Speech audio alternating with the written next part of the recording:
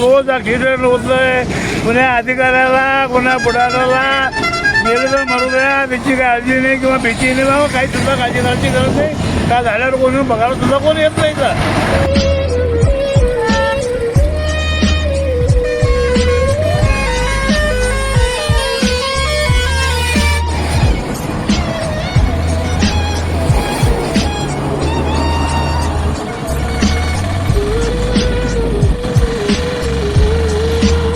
सध्या मी ज्या ठिकाणी उभारलेला आहे हा अगदी म्हणजे मृत्यूचा सापळा बनलेला आहे असं उमरगा शहरातील व परिसरातील नागरिकातून खंत व्यक्त केली जाते. या ठिकाणी दररोज लहान सहान अपघात तर होतातच, कधी कधी तर या अपघातामध्ये अनेक दुचाकीस्वारांना वाहन चालकांना आपला जीव गमवावा लागतो.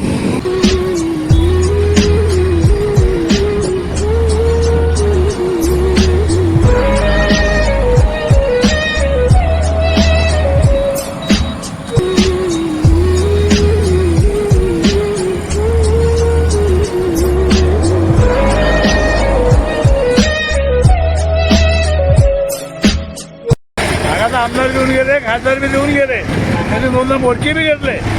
ते घेतले सुद्धा आमदार खासदार सुद्धा अधिकारी करतो म्हणतात, पण अधिकारी पुन्हा खंदून बघायला सुद्धा येत नाही माघारी गेला अधिकारी. महामार्ग हा प्रवासासाठी दळणवळणासाठी उपयुक्त तथा एक सोयीस्कर मार्ग असला तरी काही ठिकाणी तो मृत्यूचा सापळा बनू शकतो. याचंच एक जिवंत उदाहरण म्हणजे धाराशिव जिल्ह्यातील उमरगा शहरातून जाणारा राष्ट्रीय महामार्ग.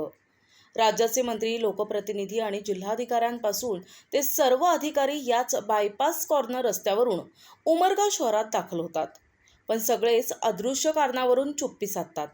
दररोजच्या अपघाताला कंटाळून नागरिकातून संतापाचा पारा मात्र उन्हाच्या पाऱ्यापेक्षा अधिक वाढू लागलाय. खराब रस्ते, अपुऱ्या सुविधा आणि वाहतुकीच्या नियमांचं उल्लंघन या अशा विविध कारणांमुळे अपघातांची संख्या दिवसेंदिवस उमरगा शहरात वाढू लागली आहे.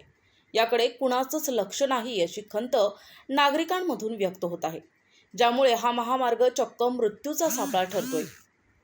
महामार्ग प्राधिकरण अधिकारी यावर लक्ष घालून आवश्यक उपाययोजना आखण्याऐवजी अपघात होण्याची प्रतीक्षा करत असतात, असा आरोप ज्येष्ठ शिवसैनिक महावीर अण्णा कोराळे यांनी NTVशी बोलताना आरोप केलाय. रस्ता लोक गेलो होतो, आमदार खासदार आले होते, हायवेचे लोक आले होते, डिप्टी कलेक्टर आला होता.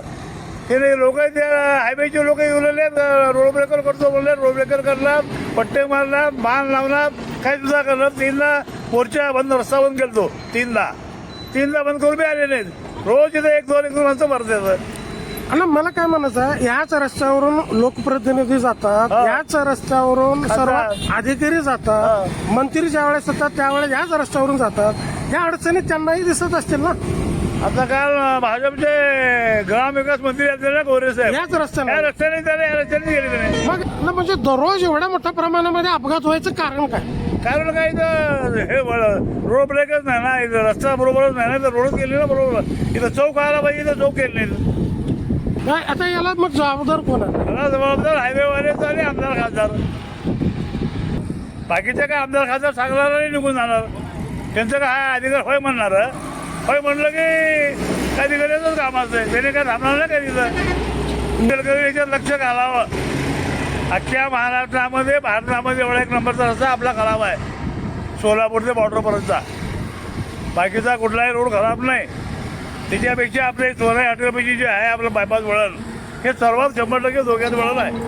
100% या ठिकाणी रोज ॲक्सिडेंट होतात. 2 दिवसांपूर्वी महाराष्ट्र राज्याचे ग्रामविकास आणि पंचायत राज मंत्री जयकुमार गोरे हे याच मार्गाने उमरगा शहरात दाखल झाले होते, तर धाराशिव जिल्ह्याचे जिल्हाधिकारी कीर्ती किरण पुजार यांनीही या मार्गे उमरगा शहरात येऊन तहसील कार्यालयाला भेट दिली होती. जिल्ह्यातील सर्व लोकप्रतिनिधी, सर्व अधिकारी याच मार्गाने उमरगा शहरात येतात, पण कदाचित त्यांना हा वळण रस्ता किती घातक ठरतोय, वाहन चालक जीव मुठीत घेऊन प्रवास करत असतात याची जाणीव होत नसेल का? आवश्यक दिशादर्शक फलक, रेडियम, सिग्नल आणि गतिरोधक नसल्यानं काय दुरवस्था उद्भवू शकते? उमरगेकर काय आणि किती अडचणींना सामोरे जात आहेत याबाबत कुणालाही पर्वा नाही की काय, असा सवाल नागरिकातून विचारला जातोय. नमस्कार, मी सचिन बद्रे, धाराशिव जिल्ह्यातील मी या उमरगा शहरातील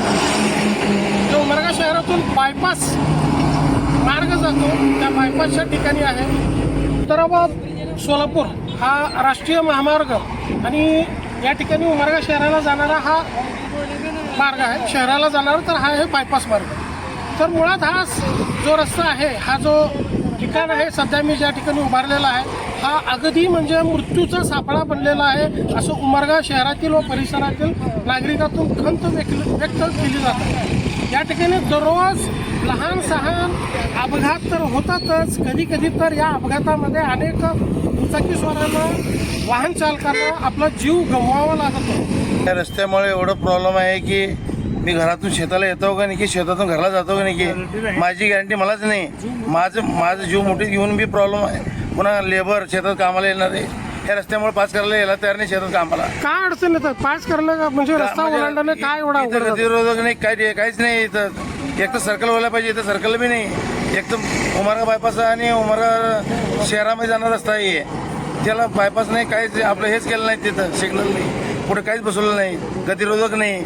समजा आमदार खात्याला भेटलो, समजायला अर्ज दिलो, रस्ता आंदोलन केलं, रस्ता रोखवायचं की 2 वेळेस केलो, तरी बी काय त्याचा कोण आक्षेप घ्यायला कोणीच तयार नाही. समजा उडवडीचे बोलणं चालू आहे सर्वची. करू अधिकारी कोणी राहो, अधिकारी राहो, आमदार राहो, खासदार राहो, येणार फक्त डोळ्याला पट्टी लावून पाणी पुसले करणार आणि सर्व निघून जाणार. मुकुटा समजायचं मुकुटा इथे बघायचे आम्हाला. पण आमची शेती त्यांना बायपास रोडला देऊन आम्ही धोक्यात आलो का वाटलेलं आहे. आमचं जीव मारण्यासाठी नाही, आमची शेती घेतली काय नाही. आमची गॅरंटी आम्हाला जीवाची नाही. आमचं जगायचं कसं, राहायचं कसं इथं. त्यांच्यामुळे एवढं प्रॉब्लेम वाढलं की भरपूर वाढलंय. राहायचं काय करणं अपेक्षा आहे तुम्हाला? काय व्हायला पाहिजे? काही नाही. इथं गतिरोधक करायला पाहिजे, ना तर सर्कल तर करायला पाहिजे, काही करायला पाहिजे. आणि लाईटाचं हे बसवलं पाहिजे, लाईट हाऊसचा सिग्नल दाखवायला, गाड्या थांबायला पाहिजे. इथं थांबल्याशिवाय गाडी पुढे जायला नको आहे. जायचं म्हणल्यावर लयच अवघड चालू आहे आमच्यासाठी इथं. आणि तिकडून पलीकडून तिकडं जायचं म्हणल्यावर जीव मुठीत घेऊन जायचं लागलं. पलीकडून इकडून आम्ही शेतावून आता तिकडून येऊ लागलो. आता उमरग्याला जायचं म्हणल्यावर लय अवघड व्हायचं, जीव मुठीत घेऊन जायचं यायचं. प्रतिनिधी सचिन बिद्री, NTV न्यूज मराठी, उमरगा, धाराशिव.